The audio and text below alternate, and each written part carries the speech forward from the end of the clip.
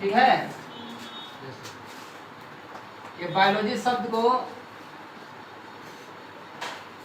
शब्द देने वाला, यानी कि बायोलॉजी शब्द देने वाला जो साइंटिस्ट हैं उनका नाम था लेमार्क। क्या नाम था? लेमार्क। और एक और साइंटिस्ट है ट्रीबिरेनस। ठीक है। बायोलॉजी शब्द किसने दिया है? तो लेमार्क और ट्रीबिरेनस। ठीक है। ये दोनों को दोनों ग्रीक साइंटिस्ट हैं। कहाँ के? ग्रीक के साइंटिस्ट। अब ग्रीक के साइंटिस्ट हैं तो जाहिर सी बात है वो अपने लैंग्वेज में ही क्या करेंगे? किसी भी चीज का नाम रखेंगे। तुम इंडियन हो तो इंडिया भाषा में ना बोलोगे जी, इंडिया भाषा में लिखोगे, कुछ भी लिखना होगा तब। तो ये ग्रीक के साइंटिस्ट है तो किस भाषा में लिखेगा ये सब? ग्रीक भाषा। तो बायोलॉजी शब्द जो है ग्रीक भाषा के दो शब्द से बना है। ठीक है। बायोलॉजी शब्द ग्रीक के दो शब्द से बना है। उससे पहले ये जान लो कि बायोलॉजी का,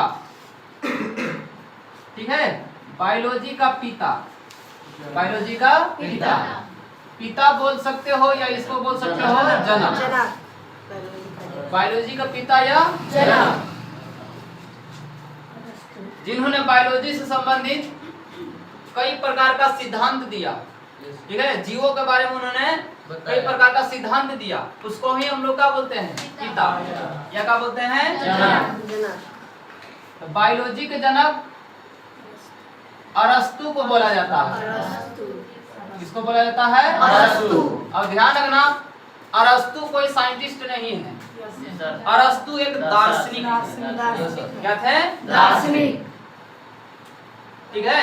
ये साइंटिस्ट वैज्ञानिक नहीं थे, क्या थे? दार्शनिक थे। दार्शनिक और वैज्ञानिक में फर्क होता है। ठीक है। तो बायोलॉजी शब्द दिया किसने? लेमार्क और ट्रीबिरेनस ने। अब बायोलॉजी के जनक किसको माना जाता है? अरस्तु। अब उसके बाद हम लोग देखते हैं बायोलॉजी का शाब्दिक अर्थ। क्या देखेंगे इसका? शाब्दिक अर्थ। शाब्दिक अर्थ।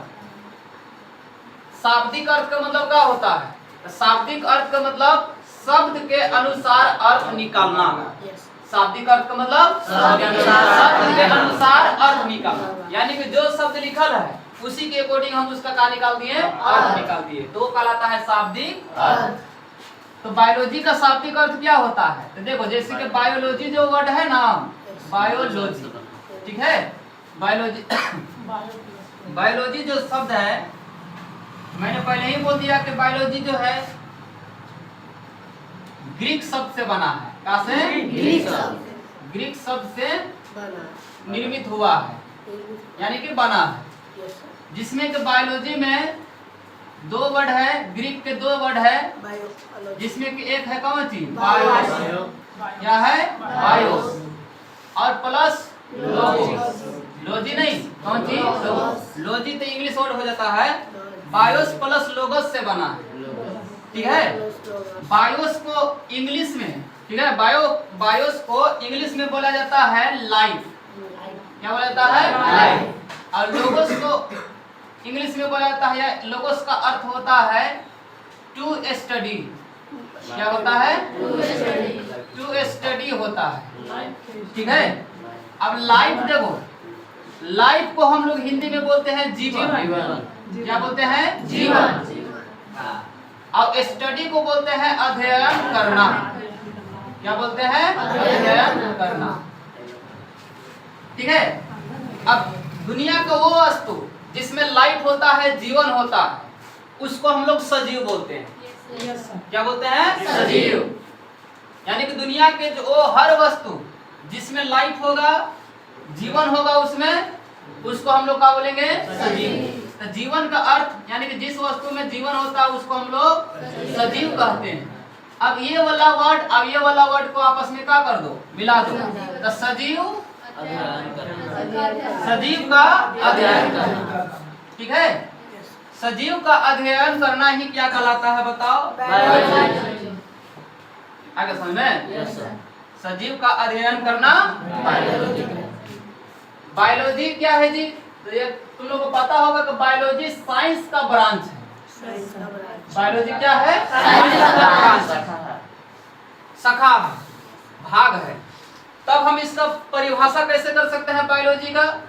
विज्ञान की वह शाखा, विज्ञान की वह शाखा जिसके अंतर्गत सजीवों का अध्ययन किया जाता है।